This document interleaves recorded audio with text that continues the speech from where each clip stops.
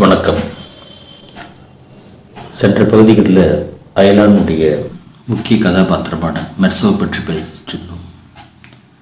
இதுவும் அதனுடைய தொடர்ச்சி தான். தன்னுடைய சிறை வாழ்க்கையை எப்படி மெர்சோ கழிக்கிறான் அப்படிங்கிறது தான் இப்போ பார்க்கணும். என்னதான் இந்த சமூகத்துக்கு அயலானாக இருந்தால் கூட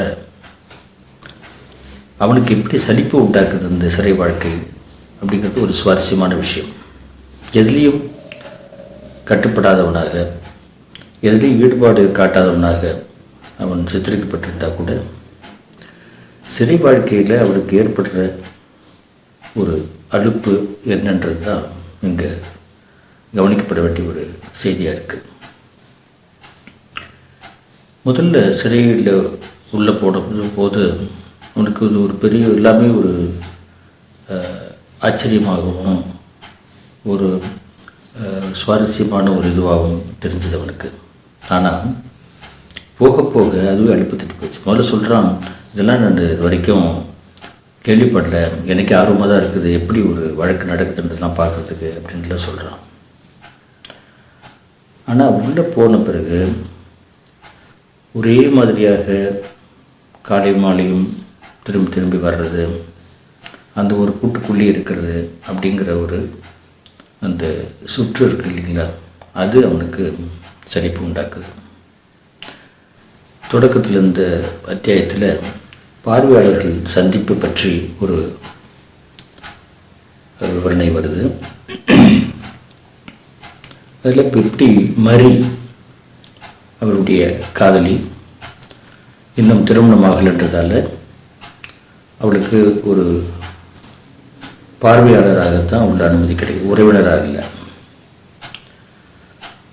அவள் எப்படி நடந்துக்கிறா இவனிடம், இவன் எப்படி எதுலேயும் ஒட்டாமல் இருக்கிறான். அப்பயும் அவள் அங்கேருந்து கொஞ்சம் வலிந்து வரவழைக்கப்பட்ட ஒரு புன்னகையோடு பார்க்குறாள். இல்லை எல்லாம் நல்லா எல்லாம் கிடைக்குதா அப்படின்னு கேட்குறாங்க. ஏன்னா பல பார்வையாளர்கள் வந்திருக்கிறதால உறக்க தான் பேசியாகணும், சத்தமாக தான் பேசியாகணும். இவனும் எல்லாம் கிடைக்குது அப்படின்னு சொல்கிறான். எல்லாம் சீக்கிரம் வெளியே வந்துடுவீங்க, நீ வெளியே வந்துடுவ, நம்ம எல்லாம் திருமண வாழ்க்கையை தொடங்கலாம் அப்படின்னு சொல்கிறா. அப்படியா அப்படின்னு கேட்டுக்கிறான். பார்வையாளர் நேரம் முடிஞ்ச பிறகு கூட முடியறதுக்கு முன்னே அவனுக்கு இந்த இடத்த விட்டு போயிடணும், மறுபடியும் அந்த சிறை வாசலுக்கே போயிடணும், அந்த அறைக்கே போயிடணும், தங்கியிருக்கிற அறைக்கே போயிடணும் அப்படின்னு நினைக்கிறான்.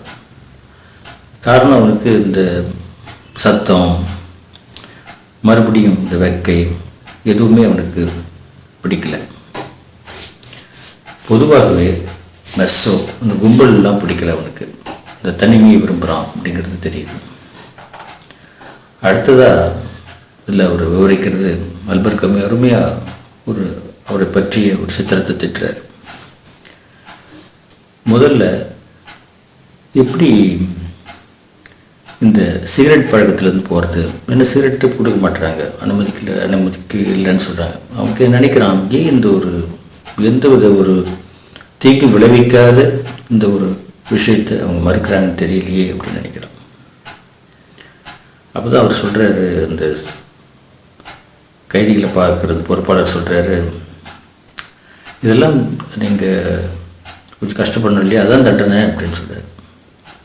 அப்புறம் அவனே யோசனை பண்ணுறான், அது கூட இல்லைன்னா அப்புறம் என்ன தான் தண்டனை, அப்புறம் சிறைக்கும் வெளியே இருக்கிறதுக்கும் வித்தியாசம் எல்லாம் போயிடுமே அப்படின்ட்டு. இப்போ தொடக்க நாளில் இவனால் இந்த சிகரெட் பழக்கத்தை விட முடியாதல்ல, நம்ம படுத்துருக்கிற கட்டிலில் இருக்கிற மரப்பட்டைகளை கொஞ்சம் கொஞ்சமாக கிழித்து அதை சப்பிட்டுருக்குறான். சப்பிட்டு அது அந்த ஆர்வத்தை அந்த ஆவலத்தை எடுத்துக்கிறான். ஆனால் போக போக அந்த சிகரெட் பிடிக்கிற வழக்கமே அவனுக்கு மறந்து போகுது, அல்லது ஒரு வகையில் அதை விட்டுடுறான் சொல்லலாம். அதனால் அந்த பிரச்சனையும் அவனுக்கு கிடையாது. அடுத்ததான் முக்கியமான ஒரு பிரச்சனை வருது, இந்த நேரத்தை எப்படி போக்குறது. காலையிலேருந்து மாலை வரைக்கும் ஒரு பூட்டப்பட்ட ஒரு அறைக்குள்ளேயே ஒரே ஒரு சன்னலை வச்சுக்கிட்டு எப்படி அந்த நேரத்தை போக்குறதுன்றது ஒரு பெரிய கஷ்டமாக இருக்குது. அப்போ அவனுக்கு ஒரு உத்தி தோணுது. அவன் வெளியில் இருந்தபோது அவன் தங்கியிருந்த அறை இருக்கு இல்லையா, அது சின்ன அறையாக இருந்தால் கூட அதில் சில பொருட்கள் இருக்கும். மேசை, நாற்காலி, ஒரு விளக்கு, ஒரு அடுப்பு இப்படிலாம் இருக்கும் இல்லையா. இதையெல்லாம் அவன் மனக்கண்ணில் கொண்டு வந்து ஒவ்வொரு பொருளாக நிறுத்தி நிதானித்து அப்படியே ஒரு சுற்று வரான். அந்த அறையிலே ஒரு சர்வே எடுக்கிற மாதிரி ஒவ்வொரு பொருளாக பார்த்து அதில் என்ன குறையுது, அதில் என்ன கொஞ்சம் கீரல் இருக்குதா அந்த கண்ணாடியில், இதெல்லாம் பார்த்துக்கிட்டே வர்ற மாதிரி ஒரு கற்பனை பண்ணிக்கிறான். இப்படியாக அவன் நேரத்தை போக்குறதுக்கு ஒரு வழி கண்டுபிடிச்சிட்டான். அப்போ தான் ஒரு முடிவுக்கு வரான். ஒரே ஒரு நாள் வெளியே வாழ்ந்துருந்தால் போதும், அதுக்கப்புறம் உள்ளே வந்து ஒரு 100 ஆண்டு கூட சிறைவாசம் அனுபவிக்கலாம், ஏன்னா அவ்வளோ அனுபவங்கள் உங்களுக்கு கிடைச்சிரும் அப்படின்னு சொல்கிறான். இப்படி எல்லாவற்றையுமே தன்னுடைய போக்கில் வேறுபட்ட கோணத்தில் பார்க்குற ஒரு மனப்பக்குவம் கூட அவன்கிட்ட இருக்குன்னு சொல்லணும். அதை கூட நம்ம சிலாயிக்க முடியுது. என்னதான் அவன் ஒரு அயலான இருந்தாலும் அவனுள்ளேயும் சில ஒரு க்ரியேட்டிவிட்டி, அவனுள்ளேயும் ஒரு